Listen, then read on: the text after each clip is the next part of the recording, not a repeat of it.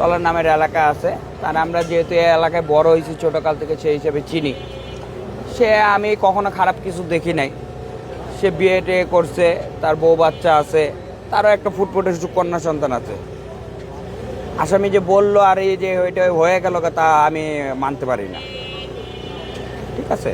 তারপরে এটা পুলিশের ব্যাপার, পুলিশ এটা তদন্ত করুক, পুলিশ তদন্ত করুক, আপনারা তদন্ত করেন, আপনারা এটা ভালো বুঝবেন, ঠিক আছে। সে যদি জড়িত থাকে তাহলে অবশ্যই মানে তার একটা হবে, প্রমাণ তো থাকা লাগবে। যে সে নাম বললো আর ওইটা নিয়ে আপনারাও লাফাইলেন, ঠিক আছে, তাইলে তো আর হইল না। তাহলে তো মোড়টা অন্যদিকে ঘুরে গেল গা। ও তো মোড় ঘোরানোর জন্য এইসব কথা বলতেছে, এখন আউল ফল কথা বলতেছে। কে বলছে? না কে বলছে? না যাই না কোনো কিছু বলবেন না, ঠিক আছে, না যাই না কোনো কিছু বলবেন না। সাক্ষী যদি হয় তাহলে আমার কোর্টে দেখতে পাবেন, ঠিক আছে। আর যদি সাক্ষী না হয় তাহলে আমার বাসায় দেখতে পাবেন। আমি যতটুকু জানি, আমি সেদিন সকাল 10টা বাজে বের হয়েছিলাম। বের হওয়ার পরে মানে আমি প্রতিদিনকার মতো আমি বাসা থেকে বের হই। আমার পায়ের সমস্যা, যার কারণে বাসা থেকে বের হই একটু অন্য যে দোকানের কারণে।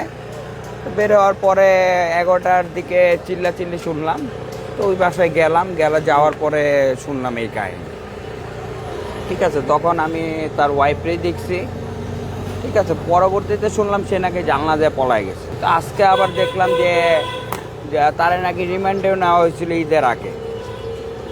রিমান্ডের স্বীকারোক্তিতে সে কিছু বলে নাই, তারা নিজেরাই দোষী সাব্যস্ত হয়েছে। আমি মিডিয়ার মাধ্যমে জানছি যেটা। এখন আবার নতুন একটা মোড় ঘুরাইতেছে।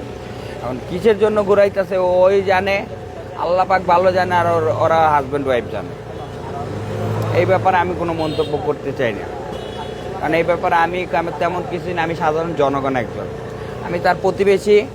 তার মেয়েটারে আমার পাশের দোকানে প্রতিদিন চা খাইতে আসতো, সেই হিসাবে তার মেয়েটা হান্নান চাচা আমার চাচা হয়, তো সেই হিসাবে আমি তার চাচা বলতাম। এবং মেয়েটাও খুব ফুটফুটে, আমারও একটা 4 বছরের মেয়ে আছে, আমার ওর মতোই দেখতে, খুব সুন্দর লাগতো। সবসময় আমি জিজ্ঞাসা করতাম কেমন আছো, আমারও জিজ্ঞেস করতে কেমন আছো, এই পর্যন্তই জানি। কিন্তু এখন পর্যন্ত আমি মানে ওই কল্পনাগুলি এখনো বলতে পারি না। আমি বলতে কি, আমি ডলারে কখনো আমি এলাকায় হিসেবে দেখছি, এলাকায় মানে সে আমার সিনিয়র, ঠিক আছে। সেই হিসাবে আমি তার সাথে কথাবার্তা বলতাম। তো কথাবার্তা বলি, এলাকার প্রতিবেশী হলে তো কথাবার্তা বলাই লাগে সবার সাথে।